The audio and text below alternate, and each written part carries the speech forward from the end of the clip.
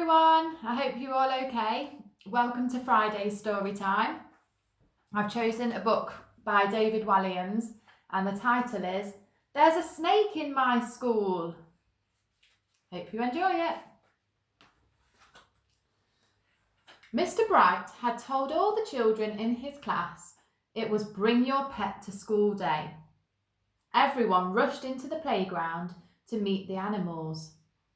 There was a stupidly cute gerbil, a tiny goldfish, a fat cat, a 100-year-old tortoise, and a tall dog. Last to arrive, as usual, was a little girl called Miranda. She was riding on the back of an enormous, slithery snake. "Meet Penelope, my pet python," announced Miranda. On seeing the snake, the other children screamed, "Ah!" But Miranda loved being different. She always stood out at school with her individual take on school uniform, her cartwheels down the corridor, and her funny answers in class. The python is a rather unusual pet, but Miranda and Penelope had so much fun playing together. For the little girl, the snake would pretend to be a scarf, a hula hoop, a balloon, a telescope, a trombone, and sometimes, when they were both feeling particularly mischievous, a third arm. Come and give her a tickle," encouraged Miranda, but the other children were too scared. Penelope was a python after all, and pythons eat people. All the pets were frightened too. The large dog yanked on his lead, sending his owner flying. The goldfish tried to hide behind some water. The tortoise made a rather slow run for it. The cute gerbil flashed her gnashers and didn't look so cute anymore. The fat cat just carried on napping. Miranda slid down her snake and tickled her python under the chin, and the snake smiled. "See, she's very friendly." Soon everyone was gathered around to marvel at Penelope. The python loved the attention and made a climbing frame for the children to climb on, steps for them to step up, and even a fireman's pole for them to slide back down again. Penelope even helped the children to learn their numbers, although she could only go up to number 9. This was turning into the best day of school ever. But then Miss Bloat, the headmistress, thundered into the playground.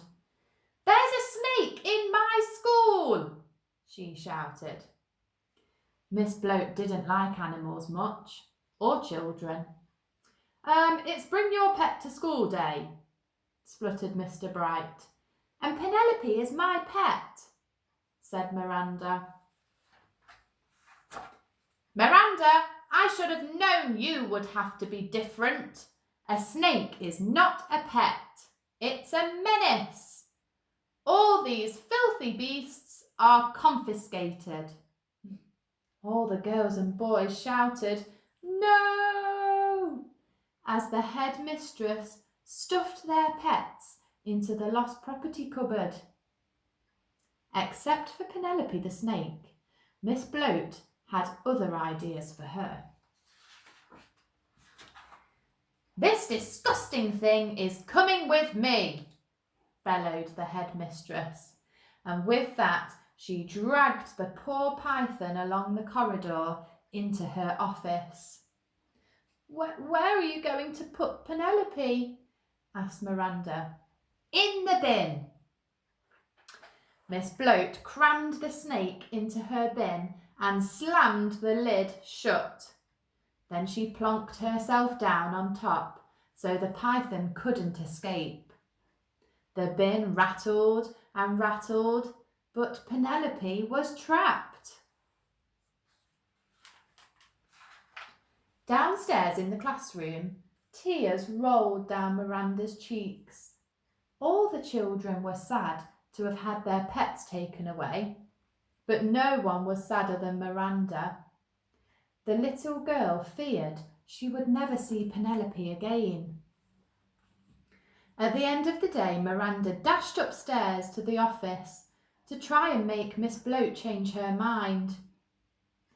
There was no answer, so slowly Miranda pushed open the door, only to see Penelope sitting in the headmistress's chair. Miranda ran towards her pet and gave her a humongous hug. Miss Bloat was nowhere to be seen, so the girl grabbed the key on the desk, ran to the lost property cupboard as fast as she could, and unlocked it. The animals were overjoyed to be set free. Then Miranda and all of the pets slid down Penelope's back into the playground. Whoosh! The children shouted, "Hooray!" Penelope entertained everybody again. She made a seesaw for them to seesaw on, a swing for them to swing on, a wheel for them to roll in, and a skipping rope to skip with. Penelope even helped some of the younger children with the alphabet, although it was hard to make the letter X. As for Miss Bloat, she had completely disappeared. So Mr. Bright was the headmaster now. The children were allowed to bring in all of their favourite animals whenever they wanted. The school became home to every sort of fantastic creature. Oh, I wonder what you would bring to school.